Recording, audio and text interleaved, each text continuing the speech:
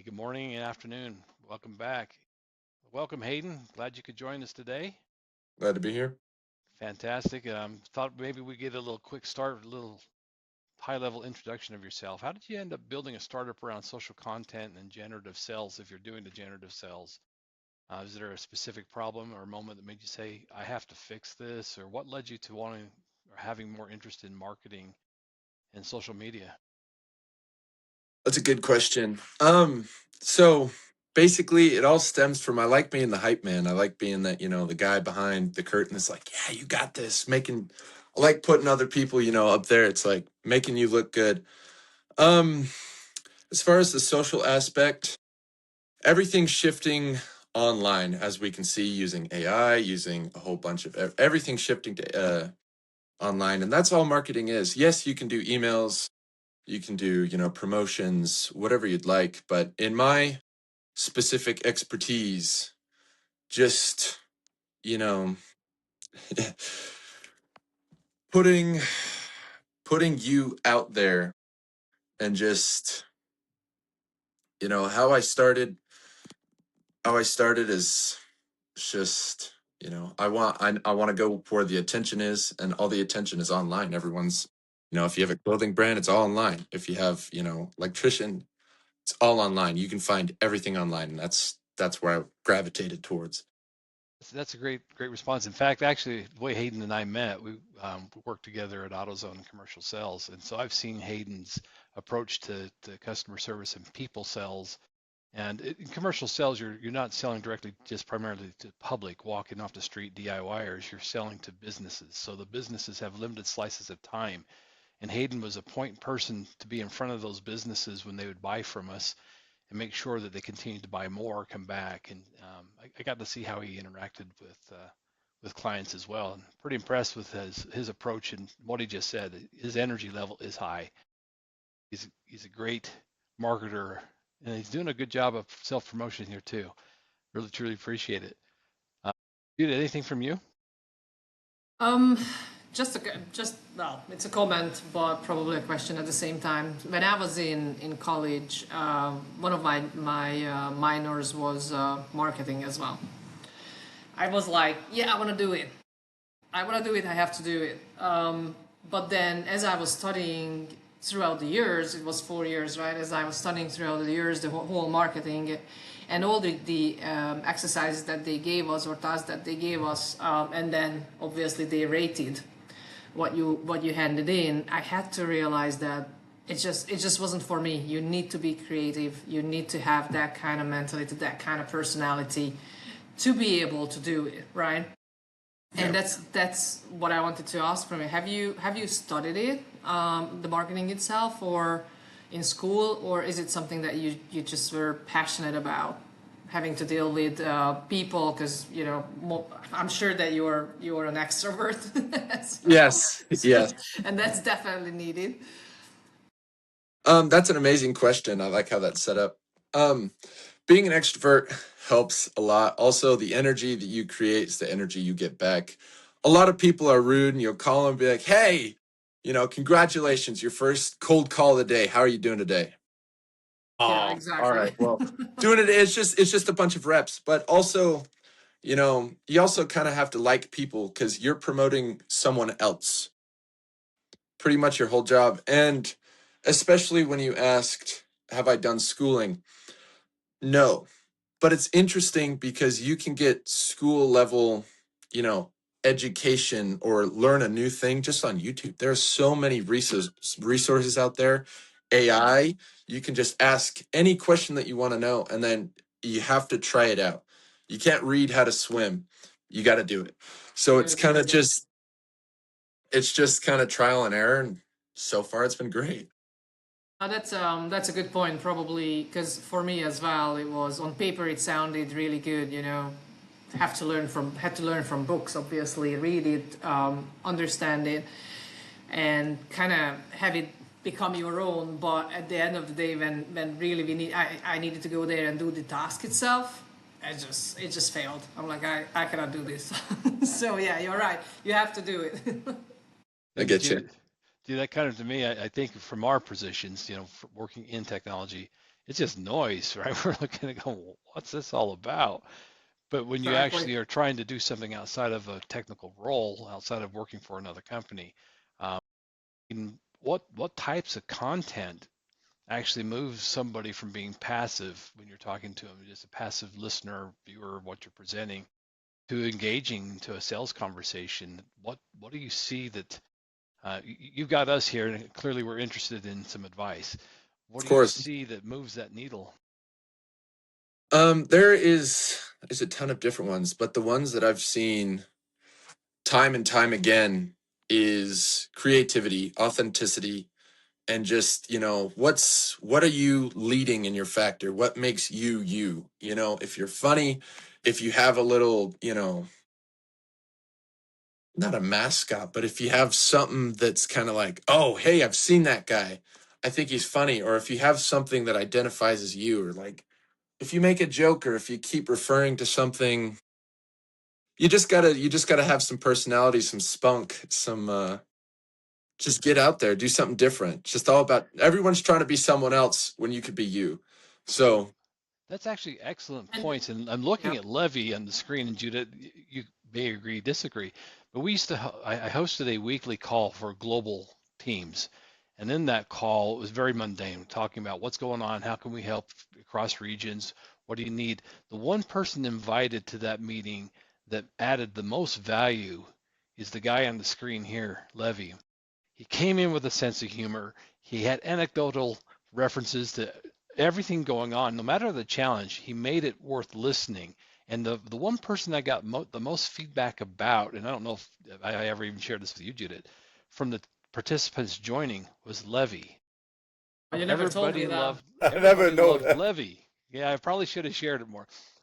Yeah, I'm not surprised, by the way, but yeah. You're talking to an entire organization across the world supporting external clients and asking them about failure, what happened, or the challenges, and how do we get better.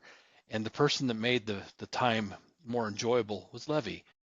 There's my marketing pitch for Levy. Everybody should have Thank a you. Levy.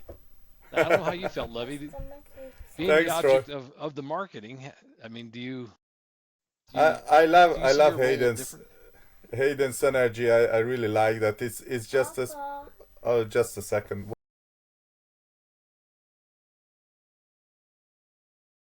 Légy szíves. Okay. Now I'm the only one So who understands. sorry guys. We we got What parenting It's I fine. We 101 have going. family as well, if you don't worry. yeah, that's okay. So what I wanted to say is that you see, I think that the biggest problem for us, like the three of us, is that mostly when you're trying to sell something to someone that you know is good or better than what they have, is that you start to feel frustrated when they just don't bite or don't get it, and then as you said, lots of reps you have to go through that. You just try to feel frustrated because, come on, why don't you get it? Why don't you just understand the first step, that okay, this is going to be good for you? And this booster mentality is very good, because you have to find the excitement about somebody else is succeeding with your help, and you're not going to be the main character in their life, but you're going to help them become something that they aspire for. So I That, think that that's that again is the human element, right, Levy? And yeah. I have an example there as well. Troy and Levy, you know that I had this 8 months executive training that I participated in with the executive personal one-on-one coaches and group coaching sessions, mentoring as well. And what you just said, Levy, it just popped in my mind that it was always, as a leader, it was, for me at least, I found it kind of frustrating and difficult to pull the people together and make them understand what I want and how we need to get there, right? And then I was talking about this with my one-on-one coach, And she told me that the reason why I hit resistance was most like as a leader was most likely because in my head I was much further away down the road than those I was talking to. So she kind of suggested that I just need to slow down and walk people through it and not just say that, hey, this is where we are, this is where we want to get. But go into the details and take their perspective that they are coming into it as a new individual, for example, or new team members, right? And then give them time to process what I want and how I want. Well, the how I always have the team figure it out, but what is the end goal? So they have time to think about it, time to digest, time to figure it out, basically. And probably that's the other thing as well, Troy, that we were struggling when we had those big calls with the organization as well, and several people just didn't get it. But it wasn't because we couldn't articulate what we wanted or they didn't understand. They were just probably a few steps behind, and we didn't give them that kind of opportunity to catch up with us. We didn't market it well enough that they understood what the end goal looked like. They understood what we were trying to achieve. It maybe yet not on the same page with the vision. Yeah, but and it goes back to what it goes back as well, Levi, to what you were saying, that they probably didn't see how it's gonna benefit them and that we want them to succeed. Whatever we did, it wasn't for us. But we wanted to make sure that the team gets the exposure as well to that level of leadership, and then they can succeed, because we only can succeed if they succeed as leaders, right? And I think that's what we didn't articulate good enough. Yeah. So But Hayden, you see, sorry. go ahead, Levi. Yeah, I just wanted to add that you see the difference here is that with a team, you can build trust, and then they will go along with what you say after a while, because they know that they can trust you.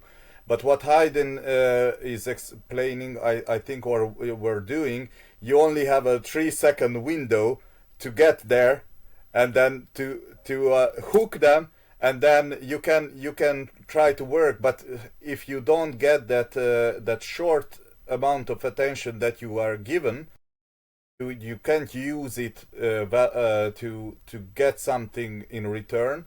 Then it's just a gun. So I think in this case, what we are having a problem with this channel is that how to find a way to maybe just to make shorts or whatnot. I don't know what techniques we could employ, but I think to you're just making a great point, Lev. You're leading into Yeah. this is sorry to interrupt you. This is Yeah, same go thought ahead. I had. Hayden, so this is your first touch with us, first touch to revenue. So Levy's point, and what you see as successful in the marketplace. I saw the dog. Yeah, you see, children are everywhere. What do you see this year being your first touch? We're your new client. How do we get revenue? What do you see as that path, and what would you recommend? So that's an amazing question.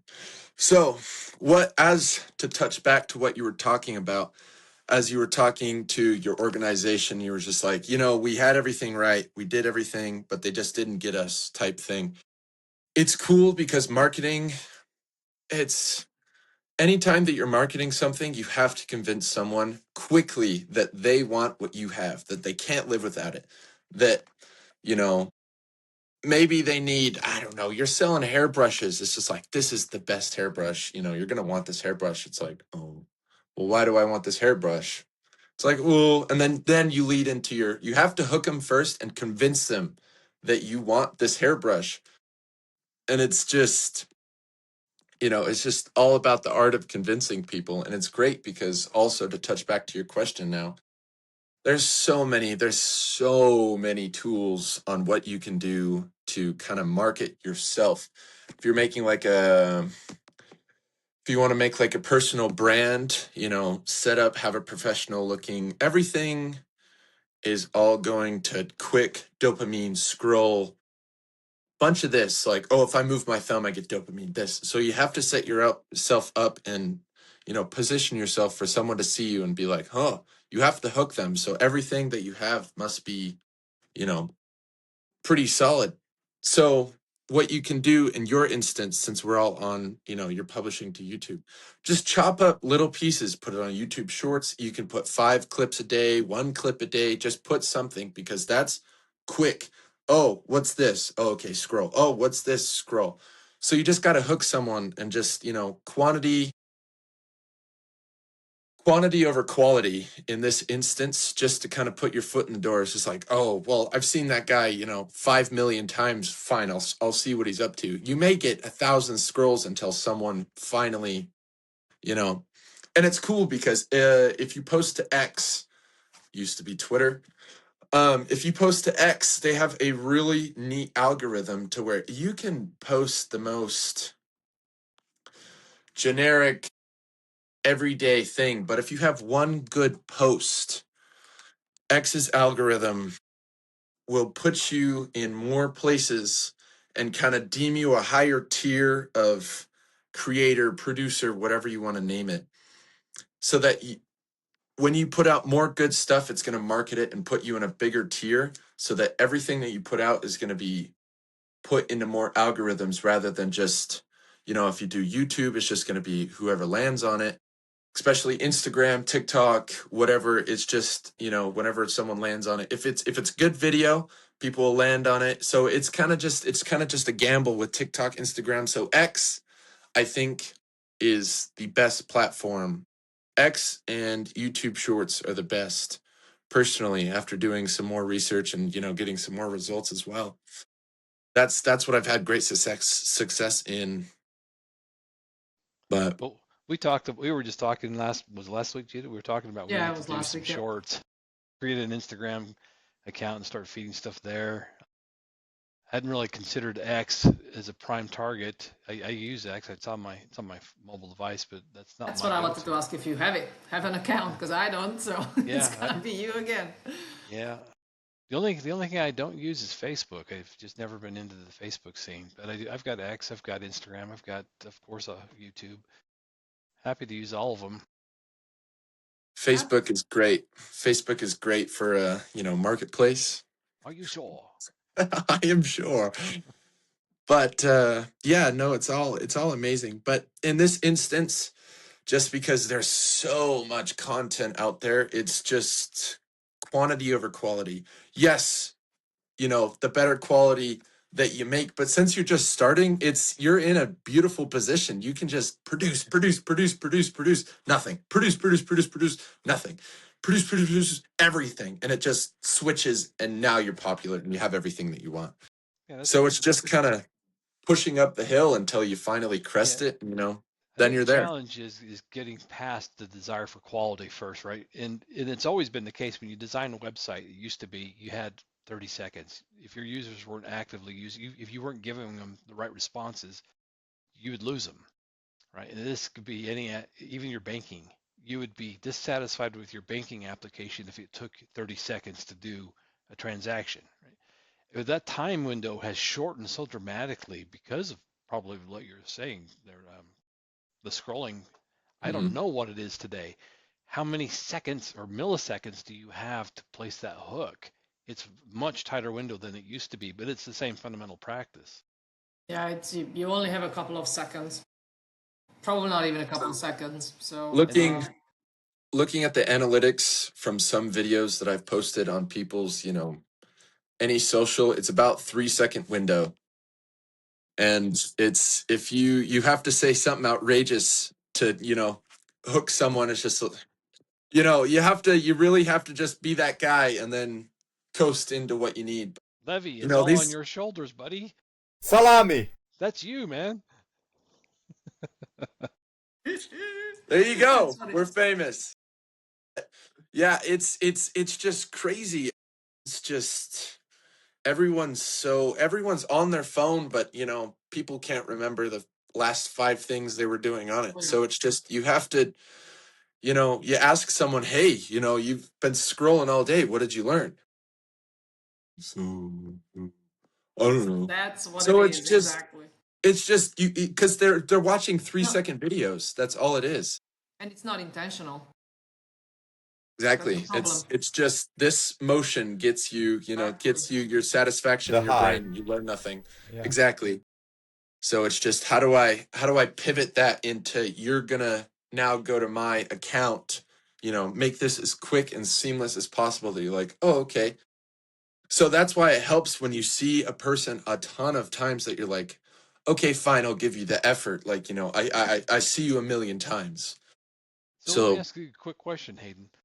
Since we're technologists, is there a technology specifically that you turn to first and foremost that adds value for what you do?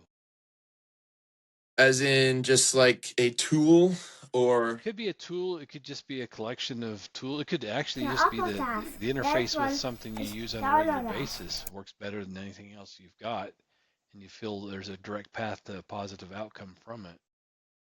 so it kind of shifts. You can do at first I started just kind of creating like I'll use, softwares like Adobe, whatever, to create my own because I'm basically making you look good.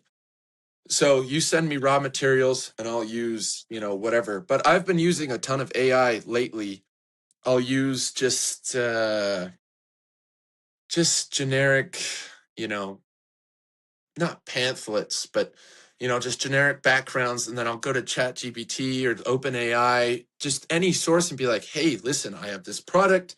It needs list this, and make this look good as like a professional ad," and it'll do that for you. And then now you can be like, "Here you go, Mister Client," and it saves them a ton of time because they're outsourcing. Yeah. They're outsourcing. Yeah, so I was kind of wondering if you were relying on generative AI over something like the Adobe tools for publishing, anything like that. That's Yeah, interesting. I it's think yeah. it You does can. make sense, absolutely. And that's what I wanted to ask as well. If you're writing all the slogans and whatsoever yourself, or you're having some help by AI or Yeah, internet, whatever it is, right? But I think it makes sense because it makes life easier for you as well. It's not and something. I it's mean, it's not something that you need to come up with mhm, from scratch by yeah. yourself, but going into using AI, using ChatGPT, whichever it is, it's gonna give you a base, and then you can tweak it going from there to be more your personality type of thing. And it's interesting. It's interesting. Whenever you say, "Oh yeah, I use AI to make this," it's like, okay, well then I've already deemed you as lazy because you don't do anything. It's like, no, not at That's all. not, yeah. That's not at all because in the sense you have to be creative. Sure, you can give them a pamphlet, but I'm just saving time. I'm just using tools. But also, you can give OpenAI amazing prompts and it can make this. And then like you said, you can just tweak it. It's like I'm not I'm not cheating the system. I'm just using the tools. I'm just using the tools to be more creative in a shorter amount of time to make you more money. So, it's interesting when people label you in that instance and just like, no, no. Well, you It's see, It it's does. That fascinating. No, that comes from people who don't understand how AI works, Mhm. typically, right? but And it always goes this way if you think about it with every technology. I mean, nowadays, if you think about it, those people who fly to the International Space Station, there are people who shout that they are not astronauts, they are just passengers. So because they are not flying the aircraft, but come on, it's like you're not driving a car because you don't know internal combustion engines from top to bottom. It's just there's a technology that right now we are at the uh, let's say in the early 1900s of car technology. If you compare it to that, we are at that phase with AI. yeah, But yeah, soon it's just it emerging. Yeah. it will go into everything. Everything will have some AI capabilities. I It's don't going know to about. proliferate really fast. Yeah. Yeah, but I don't know about I mean the processing the cost of processing power, Yeah. Yeah. how that's going to And shape it, and that's because kind of a little bit about like the latest news from Apple, looking more at what can the device actually handle in your hand versus what do you need to send up to a cloud resource for processing. When you go to a large language model, there's a lot behind it you don't see. You just look for the result.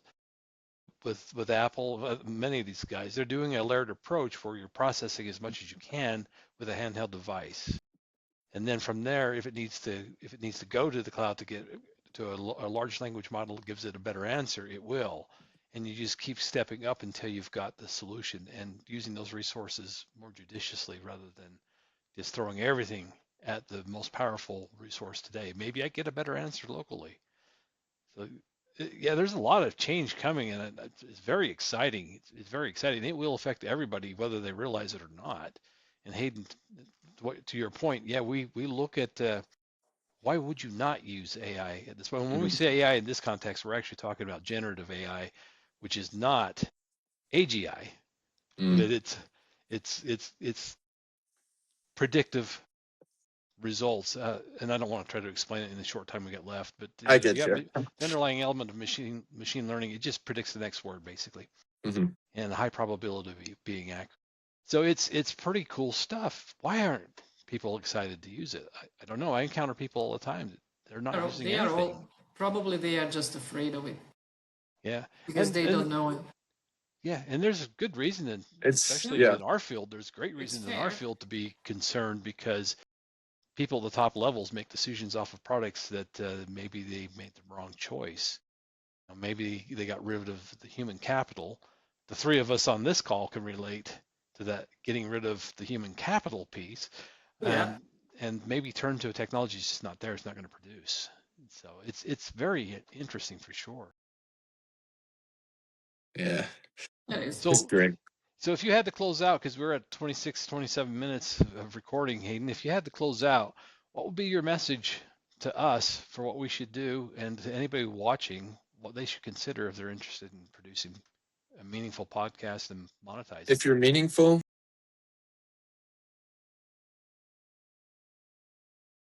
He's trying not to tell us that we are not meaningful. no, just for people, it's mostly fear. Most of the time that I encounter someone, it's just like, oh well, I want to do this, but I don't want to spend the money. What if it doesn't work? It's like, well, then you would have known. Just be scared while doing it. Just get it done. Like you know what you need to do, get it done. It's pretty primitive, but I mean, I think this world, as you say, like nobody wants to use AI. I think this world's just kind of consumed by fear. It's like, oh, I'd love to start this business. Oh, I'd like to start this podcast. It's like, but I'm scared what my peers are gonna think. Who cares? Who cares? They're gonna make fun of you. Just think about it that way. But get it done anyway, because they're gonna make fun of you until it works, and then they're gonna ask how you did it. It's like, oh, now you care. So just, the biggest advice that I can get you, everyone's scared. Just get it done. Just do it. That's Oh, wait, that's that's how already been growth used. happens. Hopefully it don't Exactly. get flagged. Cool. Well, Hayden, I appreciate you taking the time to join us, and Of course. hopefully you got something out of this as well. It's Of always great to course. No, meet. this was an amazing experience. I'm happy to be here. I'm happy to do this. This was great. I was scared the whole time. I was jittery. I was doing everything, and it was great. I got it done. So, I mean, if anyone could take that, for what it's worth, but this was amazing. Thank you. Thank you so much for giving me the time. No, thanks, Frank. Thanks for joining. Thanks for being here. Thank you for being here. Nice Thanks to for meet being you as here. Yeah. well. As always, a great conversation, Levy and Judith. And until we meet again. Yep. See you next week. All right. See you. Bye. Bye. See ya.